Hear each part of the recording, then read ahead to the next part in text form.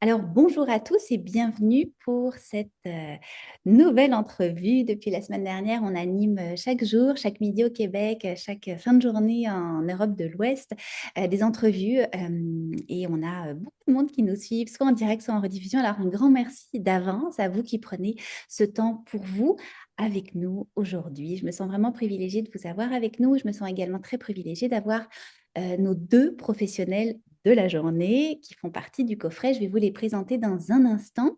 Alors aujourd'hui, on va survoler deux des sujets du coffret, Couleur du deuil, vous le savez maintenant, donc 10 formations dans le coffret, 10 sujets différents, mais j'ai envie de dire très, très complémentaires avec énormément d'outils, de ressources pratiques pour vous aider dans votre deuil. Donc, que vous ayez perdu quelqu'un, un être cher, quelqu'un de la famille, un collègue, un ami, donc perdu quelqu'un par décès, que vous viviez une perte aussi, une perte, une rupture amoureuse, une perte d'emploi, une perte d'autonomie, que vous ayez envie de soutenir vos enfants en deuil ou que vous soyez un professionnel qui accompagne une clientèle endeuillée, et bien le coffret est vraiment fait pour vous. Je vous le rappelle, il est en vente jusqu'à ce dimanche 27 octobre. Vous avez après accès un accès immédiat à toutes les formations du coffret. Les formations cette année sont offertes à vie, donc vous avez amplement le temps de les suivre.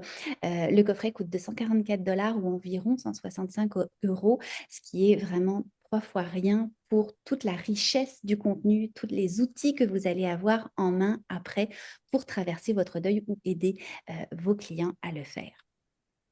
Alors, je me tourne tout de suite vers nos deux belles formatrices. Je vais commencer par toi, Lynn Asselin. Bonjour, Lynn. Bonjour. Alors, Lynn, tu as été infirmière pendant 25 ans, titulaire d'une maîtrise en Contemplative End of Life Care. Tu as accompagné plus de 3000 personnes jusqu'à la fin de leur vie, recueillant leurs réflexions profondes sur leur existence. Tu es profondément touchée par la puissance d'un cœur ouvert et tu as compris que c'était la clé de toute transformation profonde. Fortement inspirée par tes expériences, tu as donc développé une approche spirituelle unique et puissante de la vie à travers tes accompagnements. C'était un vrai privilège de t'avoir avec nous Mm, aujourd'hui. Merci. Et je me tourne vers notre autre charmante formatrice, Laurence Brun. Bonjour Laurence. Bonjour. Alors Laurence, tu es thérapeute du deuil et formatrice professionnelle sur le deuil. Tu as d'abord été assistante sociale auprès de victimes d'infractions pénales. Tu as accompagné également de nombreuses personnes endeuillées de manière souvent brutale. Et en 2014, tu décides de te former en tant que thérapeute professionnelle du deuil. Tu accompagnes aujourd'hui les enfants, les adolescents et les adultes en deuil. Et on va aborder avec toi un sujet qui nous tenait beaucoup à cœur dans le coffret parce qu'on nous l'avait demandé depuis le tout début, qui est donc le sujet du suicide. Alors, merci infiniment d'être là avec nous aujourd'hui. Merci, Maquilière. Alors, je vais commencer par toi, Lynn, à te poser cette question-là lors du lancement la semaine dernière. Et je vous invite d'ailleurs, si vous n'avez pas été des nôtres, vous pouvez aller sur notre chaîne YouTube ou notre page Facebook pour revoir le grand lancement avec les 10 formatrices. Tu disais que la plupart du temps, on ne prend pas soin de son cœur. On ne prend pas Hmm. arrêter de s'observer. Qu'est-ce que ça veut dire pour toi prendre soin de son cœur endeuillé? C'est déjà dans le titre, il y a un grand défi parce que pour parler des gens qui ont choisi de prendre soin de son cœur, c'est la dernière chose qu'on a envie de faire. C'est vraiment de choisir d'en prendre soin. Prendre soin, pour moi, ça veut d'abord dire reconnaître que mon cœur est souffrant. Mm.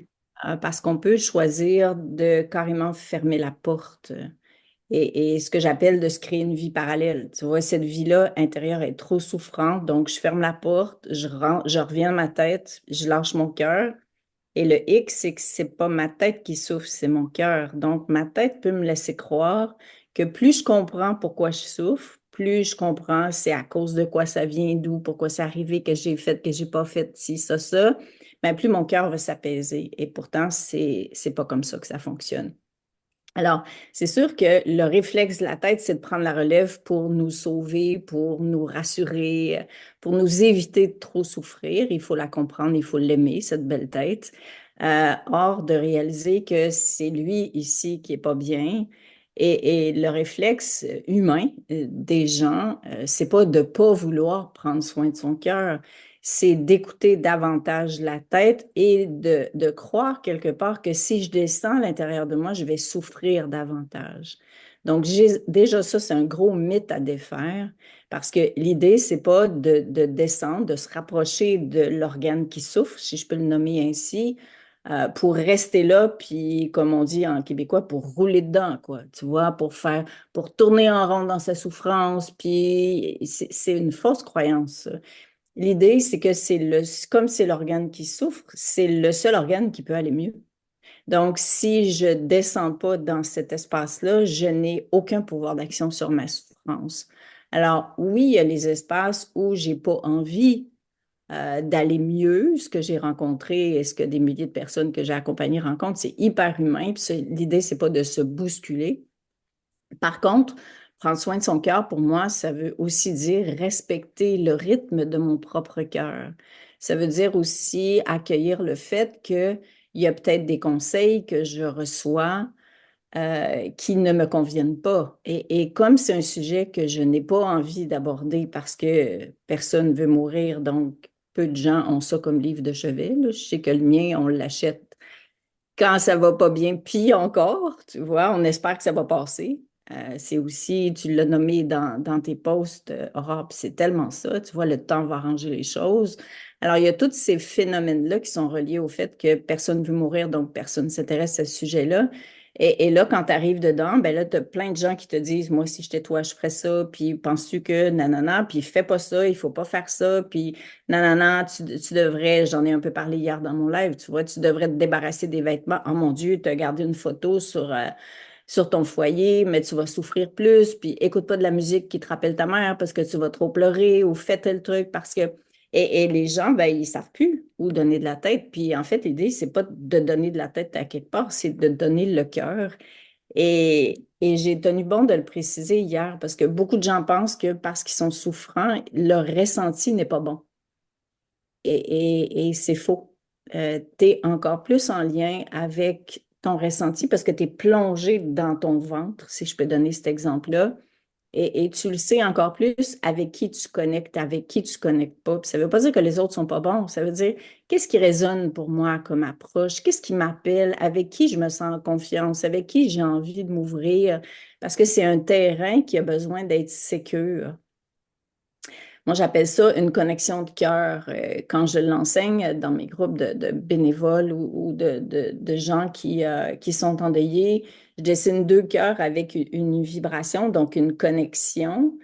Et j'appelle ça déposer une semence d'amour. Donc, quand tu es dans ton cœur et tu es en face de quelqu'un qui est dans son cœur, d'un, de te rappeler qu'il est plus que ce qu'il vit, et de deux, de rester toi aussi dans cet espace-là pour que justement cet amour-là, l'amour, c'est une énergie, hein. Si on se connecte sur un électrocardiogramme, on voit bien que ça bouge, là. Donc, c'est pas plus compliqué que ça, tu vois. Alors, le cœur, il vibre, le cœur est puissant, le cœur est touchant. Et la preuve que j'ai eue par milliers de témoignages, c'est que les gens, ils ne se rappellent pas de ce que tu as dit, ils ne se rappellent pas de ce que tu as fait, ils se rappellent de comment ils se sont sentis avec toi. Et ça, j'ai encore des frissons. Moi, c'est mon signal quand j'ai des frissons. Donc, quand les gens sentent que d'un cœur à l'autre, c'est safe, c'est secure, là, il y a une petite ouverture qui se crée à l'intérieur de toi. C'est toi qui décides de ce que tu fais de cette ouverture-là. Mais la connexion, elle s'est faite. La semence d'amour, elle s'est déposée. Après ça, c'est à la personne à choisir comment la nourrit, quand elle la nourrit, qu'est-ce qu'elle en fait. Est-ce qu'elle a une période où elle a besoin plus de s'envelopper d'amour? Est-ce qu'elle a une période où elle a besoin plus de se retirer pour justement exprimer sa souffrance sans se faire dire, pleure pas tant que ça, tu devrais arrêter de pleurer, ça fait 2 mois, il faudrait plus que gna gna gna. Et ça veut dire que l'ignorance aussi des gens par rapport au deuil, ce qui est normal, parce qu'on ne veut pas s'informer par rapport à ça, compte tenu que ça nous rappelle notre propre finalité, fait en sorte que ben, on entend plein de choses aussi. Et il y a beaucoup de... J'ai utilisé hier dans mon live le mot maladresse.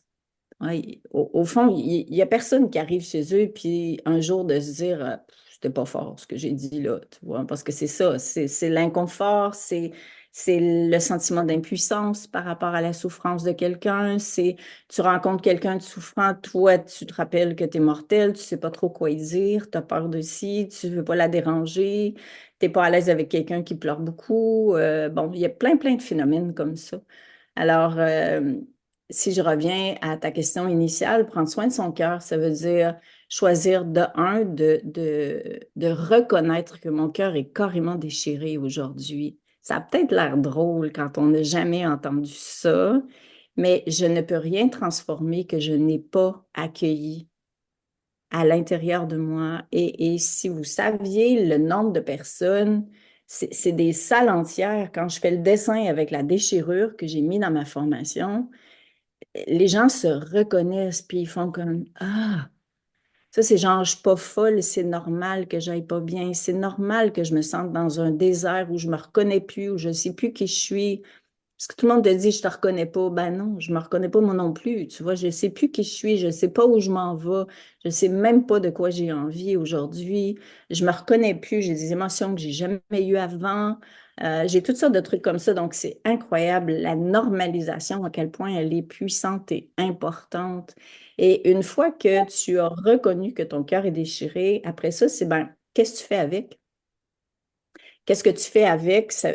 Écoute, j'en ai nommé plein, là, tu sais, j'ai essayé de recueillir tous ceux qui ont fait du bien aux milliers de personnes que j'ai accompagnées, ceux qui sont dans mon bouquin ici aussi, les témoignages, les trucs, les bons pour le cœur que j'appelle, qui ont fait le plus de bien. Donc, ça peut juste vouloir dire me donner la permission aujourd'hui de m'accueillir tel que je suis sans me juger, de me donner la permission d'exprimer des émotions sans avoir peur de basculer avec l'émotion.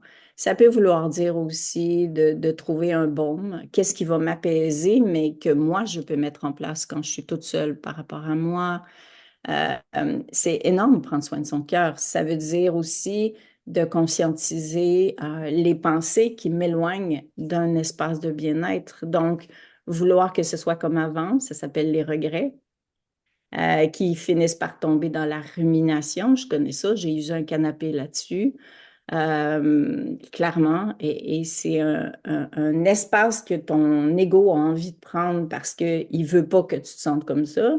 Ou bien les garanties de, ben, prouvez-moi que ce que les formatrices de ce coffret offrent, ça va vraiment me donner quelque chose parce que je ne peux pas le sentir, que je vais me sentir mieux.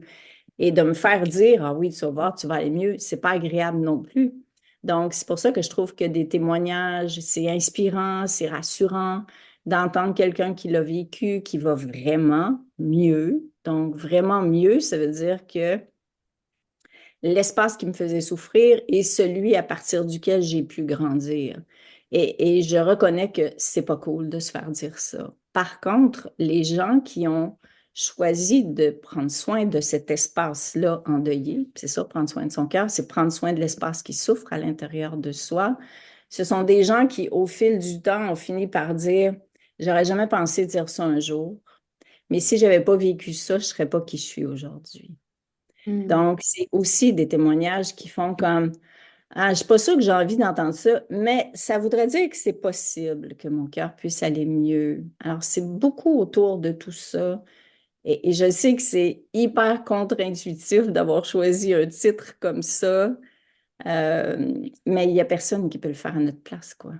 Oui. Alors, Lynn, c'est passionnant. Là, je pense que tu es partie déjà Ah, ça y est, c'est très, très facile de loin. me faire partir Lynn comme nous ça, fait la formation en direct. Merci, carrément. merci, Lynn. Je vais revenir à toi dans un instant.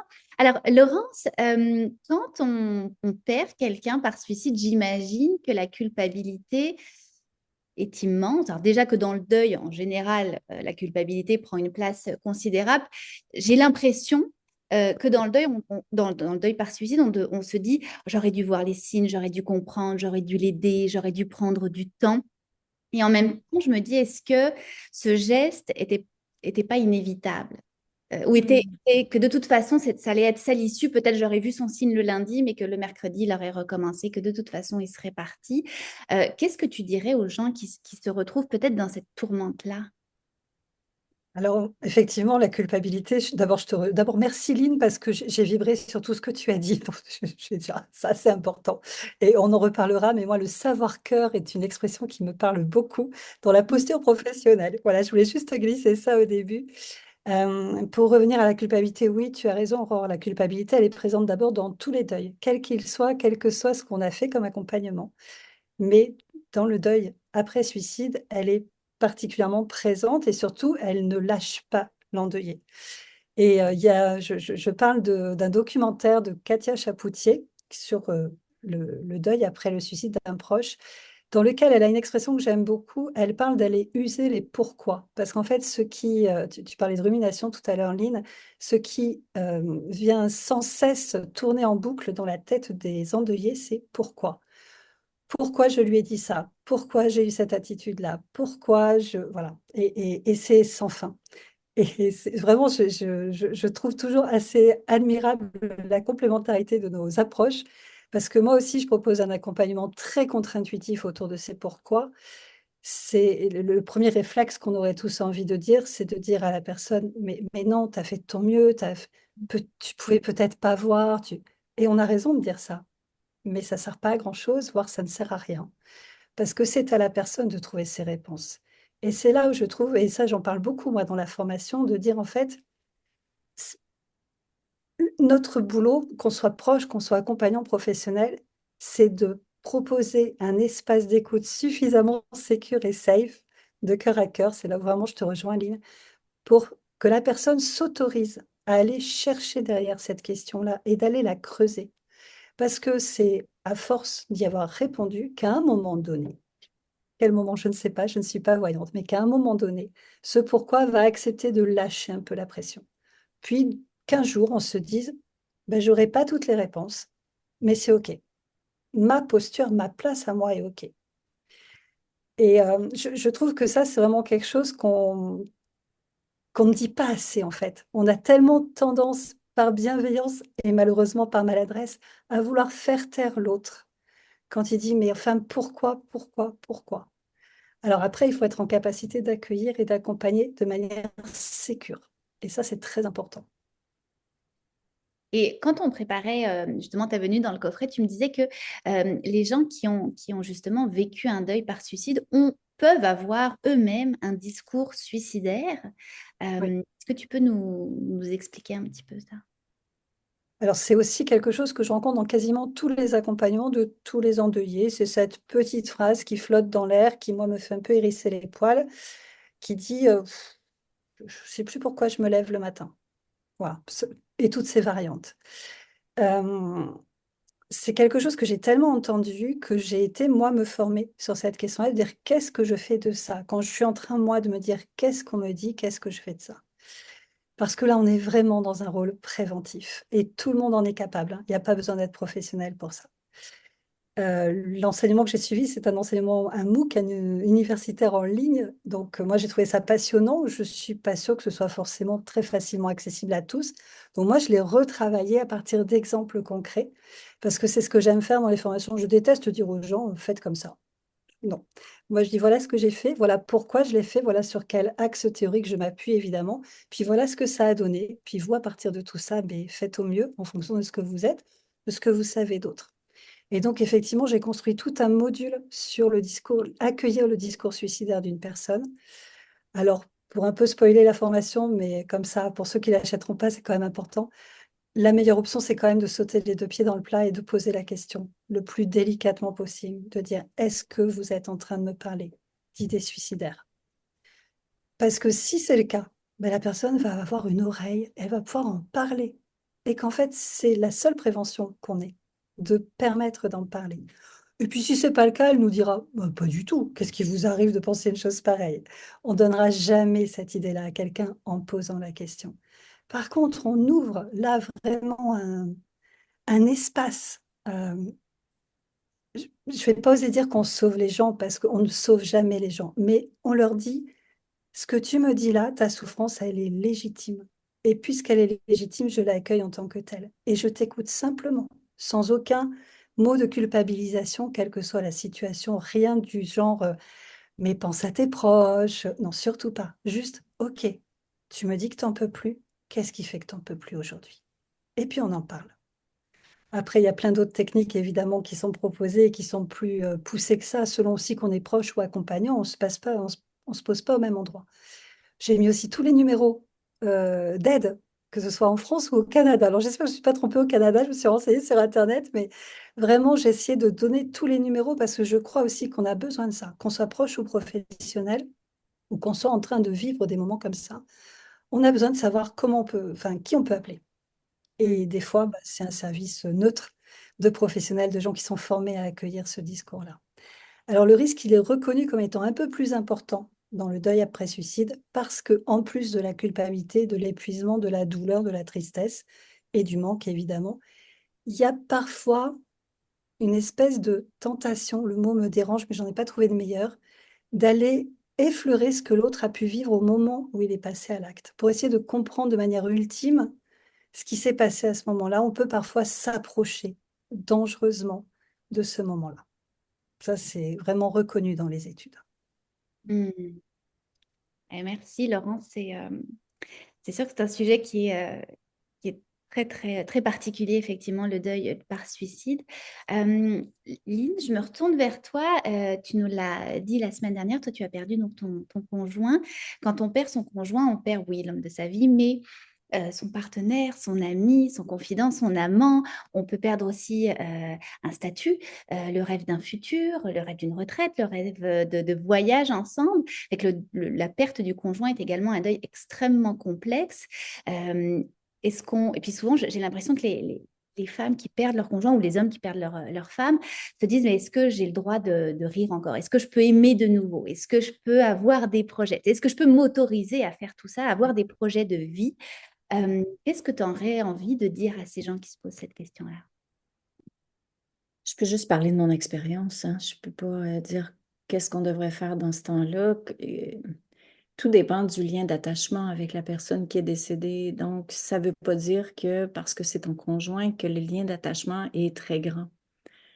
Si je parle de ma grand-maman, dans ce temps-là, on ne se divorçait pas. Donc, quand mon grand-papa est décédé, pour elle, c'était vivre la liberté. Donc, c'est pas nécessairement le titre et l'identité, c'est vraiment à quel point c'est significatif dans ta vie. Personnellement, mon mari, c'était mon âme sœur. Donc, toute ma vie, j'avais espéré rencontrer quelqu'un avec qui ça résonnait comme ça. Et c'est sûr qu'en même temps, ça a été mon plus grand enseignant. Donc, ça a été quand même assez riche pour moi. Or, pour aller plus au cœur de ta question, j'ai mis beaucoup de temps à réouvrir mon cœur, justement, à le re-rendre disponible parce que mon réflexe, quand il est parti, il n'était pas déchiré, il était en 1000 morceaux. Et je pensais jamais que ça ferait aussi mal que ça. C'était de me dire, je pourrais pas réendurer une souffrance aussi grande une deuxième fois dans ma vie. Donc, c'était vraiment, ma tête a mis cette explication-là. C'est comme une manière de prévention aussi, de dire, mais c'est pas possible que ça redéchire aussi fort que ça. Donc, c'est pour ça que je parle d'intensité du lien. Et plusieurs années plus, premièrement, je me suis permise d'accueillir ça.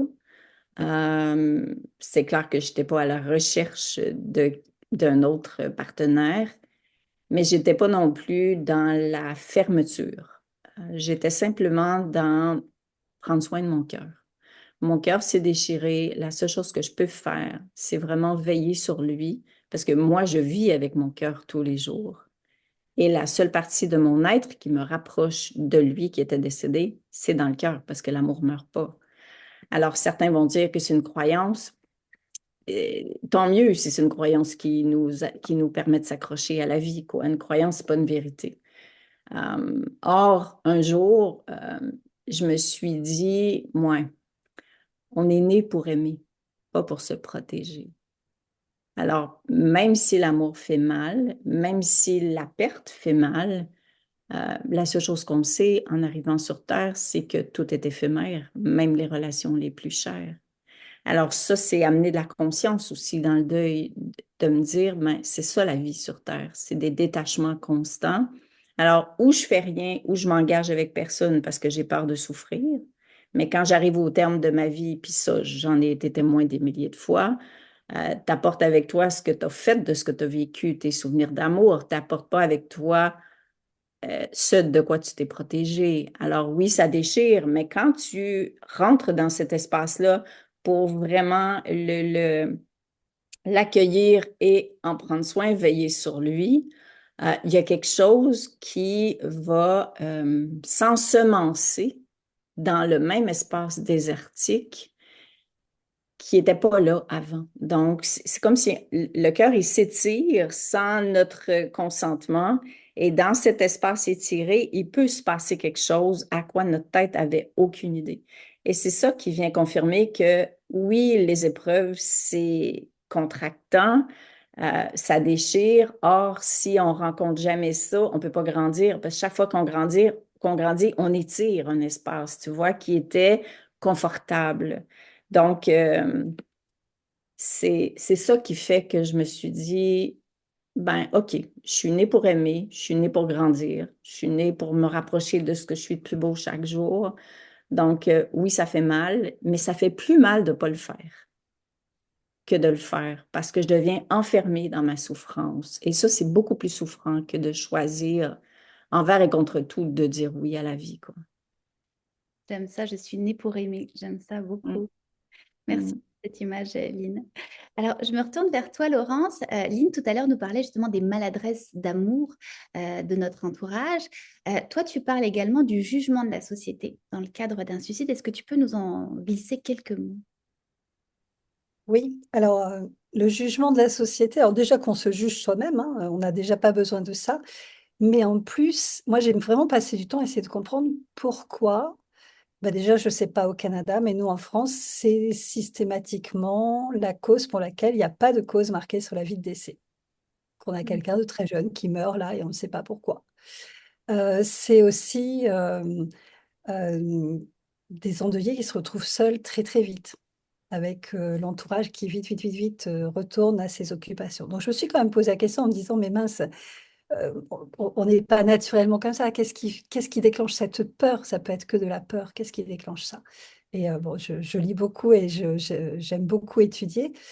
Et en fait, j'ai compris que effectivement, si inconsciemment hein, et involontairement, j'accuse l'autre de quelque chose, alors si moi je ne fais pas ce quelque chose, je protège ma famille du suicide. Je ne sais pas si c'est clair, posé comme ça, mais ça explique cette fuite, voire ces accusations sous-jacentes. Oh, mais t'as pas vu, mais t'as pas compris, mais tu t'es pas douté, t'as pas eu un signe. Ce qui est terrible. Mm. Déjà que les gens, ils se posent ces pourquoi-là tout le temps. Alors, si en plus, il y a un petit pourquoi comme ça qui arrive, là, ça vient vraiment lui donner un poids énorme. Et puis, moi, je me souviens d'une maman qui me disait, auprès de qui je me plains d'avoir perdu mon fils, au moment où on me dit il est mort de quoi et que je dis il s'est suicidé. Et le regard, il change. Et là, c'est fini. J'ai même plus le droit en tant que maman de dire que je suis malheureuse. Alors, c'était son ressenti, mais elle n'est pas la seule. J'ai accompagné beaucoup de gens et effectivement, c'est quelque chose que je ressens beaucoup. Donc, moi, j'essaye effectivement de donner cette lecture-là aux endeuillés, pas pour qu'ils pardonnent, c'est pas leur boulot, ils ont à vivre à cette chose comme ça, mais pour qu'ils puissent peut-être comprendre d'où ça vient et qu'ils comprennent qu'en fait, finalement, c'est la peur de l'autre que l'autre leur renvoie et c'est finalement pas du tout un jugement sur eux dont la plupart du temps, les gens ne connaissent pas la vie. Je trouve qu'il y a tout un travail comme ça, je parle souvent aux gens que j'accompagne, de mettre les sous-titres. Je trouve qu'en fait, le deuil, c'est une langue étrangère que personne ne comprend. Et il faut passer son temps à mettre les sous-titres pour essayer justement de mettre un peu de fluidité, de douceur dans cette épreuve-là. Tellement.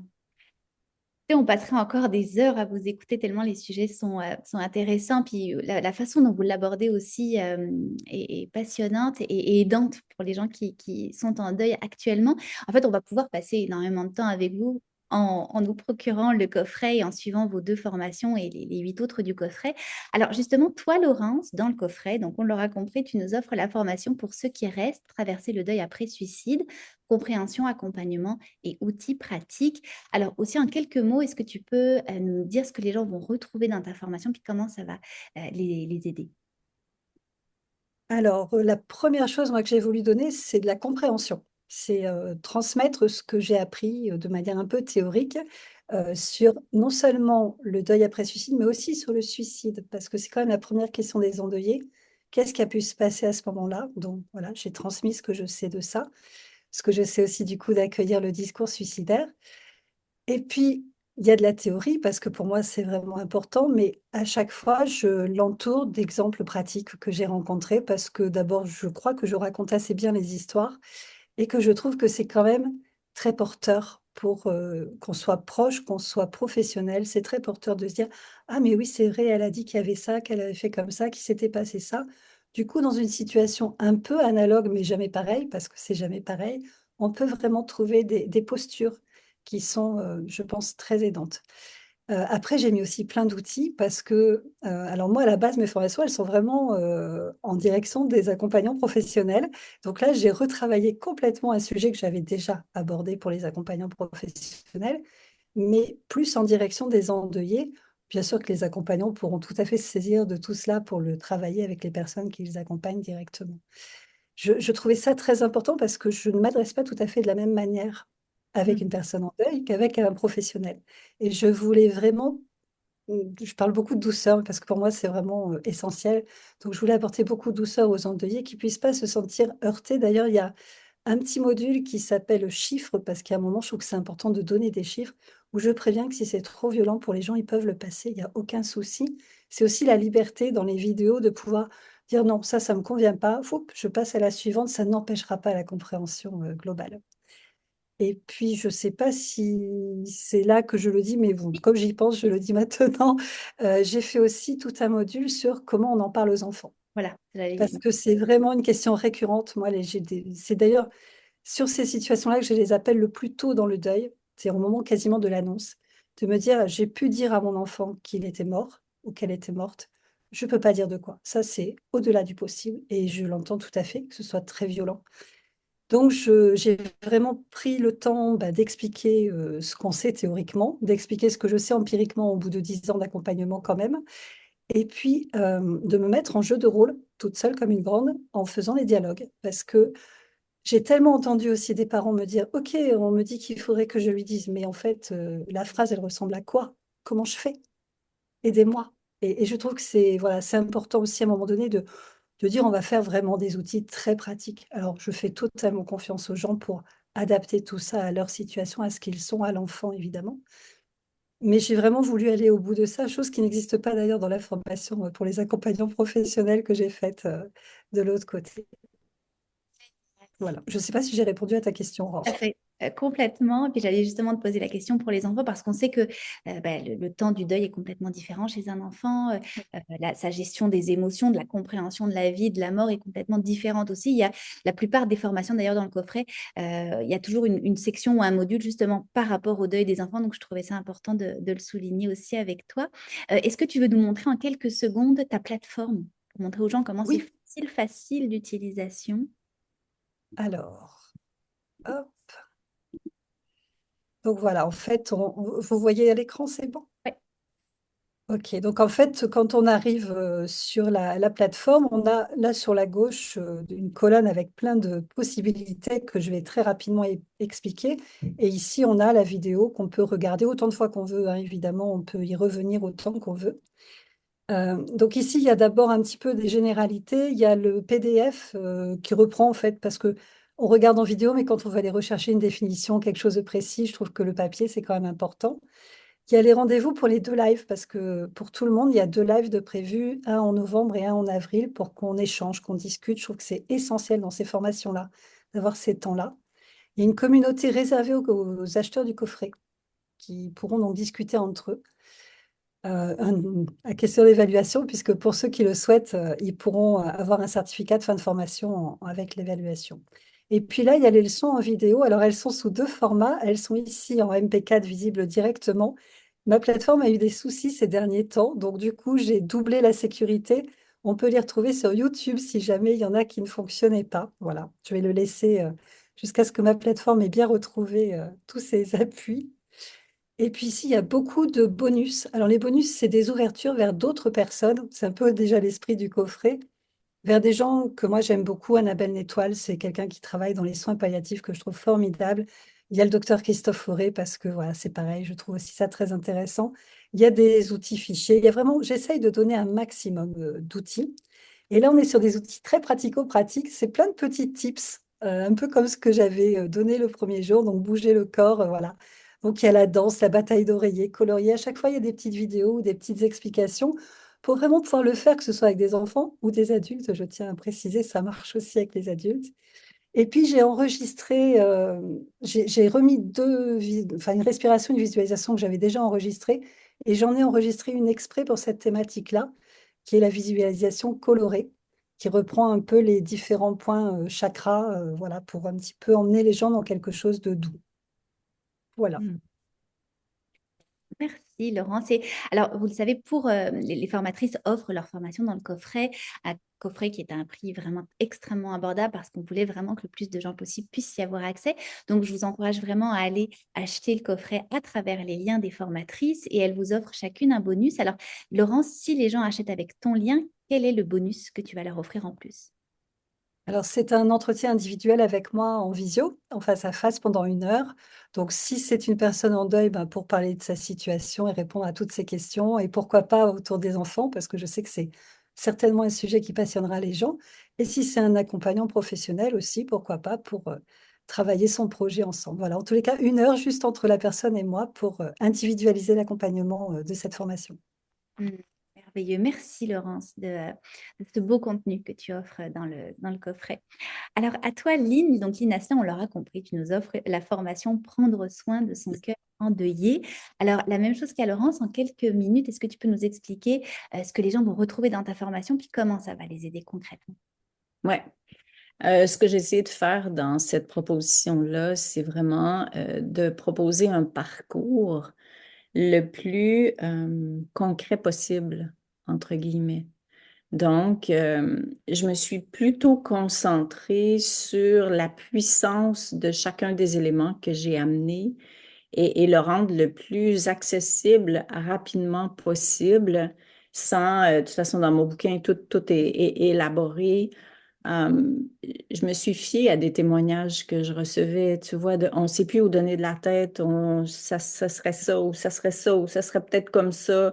Donc, je me suis dit, je vais faire l'inverse de d'habitude. Je vais vraiment le ramener dans l'essentiel de ceux qui ont mis tout ça en place. Qu'est-ce qui a été le plus puissant pour eux? Alors, on trouve à la fois la démystification, ce que je disais tout à l'heure, qui est super important pour moi. Donc, normaliser, il y a des visuels aussi. Je suis allée chercher des dessins pour juste pour pas que ce soit la tête qui comprenne, mais que le cœur réagisse à l'image, puis qu'il fasse, ah oui, OK, ça c'est moi. Tu vois, tous les êtres humains rencontrent ça. Ce n'est donc pas que moi. Alors, il y a beaucoup de normalisation. Pourquoi ça fait si mal, comme je le disais précédemment. Et il y a beaucoup de qu'est-ce que je mets en place au quotidien pour m'apaiser, pour m'envelopper, à la fois émotionnellement, parce que les émotions, il y a beaucoup de tabous, encore une fois, par rapport à ça. Je ne peux pas les exprimer, je ne peux pas les exprimer partout. Si je les exprime trop, qu'est-ce qui va arriver? Donc, comment je fais pour les exprimer sainement? C'est un mot qui, pour moi, est extrêmement important et qui fait qu'une fois que je l'ai exprimé, je le sais que j'ai pris soin de moi. Je le sais que je me suis libérée. Mon langage à moi, ça s'appelle déposer ce qui te fait souffrir. Donc, pas le sortir pour le comprendre, mais le sortir pour faire de la place, pour créer l'espace pour que je puisse aller mieux. Alors, je vais beaucoup dans des dimensions comme ça. Euh, j'ai créé un carnet de bord. Je trouve que c'est important euh, parce que ça me permet de cheminer, non pas pour suivre toutes les étapes, puisque j'ai quand même pas trop ça, ces affaires-là, mais vraiment plus pour me guider, pour que je puisse justement déposer, m'y retrouver. Je vais aller à telle section, puis là, je vais dire, ah, aujourd'hui, je ne le sens pas trop, je vais revenir à la première, parce que c'est plutôt comme ça que je me sens. Donc, je l'ai vraiment construit dans ce sens-là. Et j'ai enregistré 3 vidéos dans lesquelles je mets plus en lumière verbalement ce qui se passe dans le cahier pour que je puisse cheminer des deux côtés. Donc, il y a des rappels et il y a aussi la traversée, quoi. que je fais à mon rythme et il n'y a pas de temps pour le faire. Je peux le faire sur un mois comme je peux le faire sur 2 ans. Ça n'existe pas le temps pour transformer un deuil. Alors, chacun crée son espace à lui. Il y a aussi tout le... J'ai vraiment ressenti l'élan de formuler, je me donne la permission de, spirituellement, émotivement, concrètement au quotidien. C'est moi qui choisis qu'est-ce que je ressens. Puis quand je ne sais pas ce que je sens, ben là, j'ai des propositions. Donc, je peux moi-même aller dans les propositions. Euh, c'est à ça que ressemble ce que j'ai mis en place pour vous cette année. Donc, c'est vraiment un concentré de ce que j'enseigne depuis 20 ans, finalement, qui a fait le plus de bien aux gens. Et Partager ta ouais, plateforme si tu veux. ouais, vas-y. Ben, elle a l'air super cool, ma plateforme, parce que j'ai vraiment pas mis de détails. Je viens de les nommer. Vous avez Elle est compris que parfaite. c'est Elle plus est facile parfaite. pour moi de parler que d'écrire. Donc, tout est là, quoi. Donc, il y a le document qu'on peut télécharger, qui est le carnet de route. Tu veux que je... Ouais, si tu cliques dessus, tu y arrives. Je sais Attends. pas, hein. Oui, tout à fait. Oui, oui, oui. Sam, Sam, Sam, comme ça. Oui, effectivement. Merci de m'accompagner dans cette technologie. Et qu'on retrouve toutes sortes de choses très intéressantes. Et Lynn a également mis donc toutes ces vidéos. Ouais, Donc, j'ai divisé en 3, effectivement, pour pas que ce soit trop long à écouter. voilà. Donc, on clique, on accède à la vidéo. Simple, Voilà, simple. voilà. Et alors, Lynn, la même question que Laurence. Bon. Donc, tu vas offrir un bonus aussi aux gens qui vont passer avec ton lien. Quel est ce bonus? En fait, il va en avoir plus qu'un. Euh, Parce que moi, je suis du genre, je me réveille le matin et je fais, oh, ce serait cool que je rajoute ça. Tu vois, je suis un peu comme ça dans ma personnalité.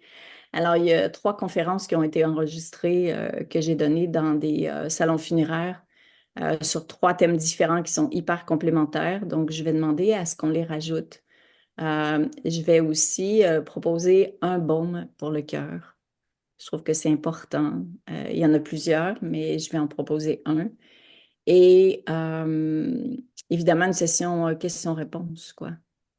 Parce que c'est ça, il y a tellement de mystères, il y a tellement de mythes de qu'on puisse se rencontrer une bonne heure, à cœur ouvert, et juste pouvoir dire, ouais, mais moi, je suis pas sûre de tel truc. Il y a tellement de dimensions, les défis qu'on rencontre, simplement pour avoir des éclairages qui nous rassurent puis qui nous apaisent pour nous permettre d'avancer.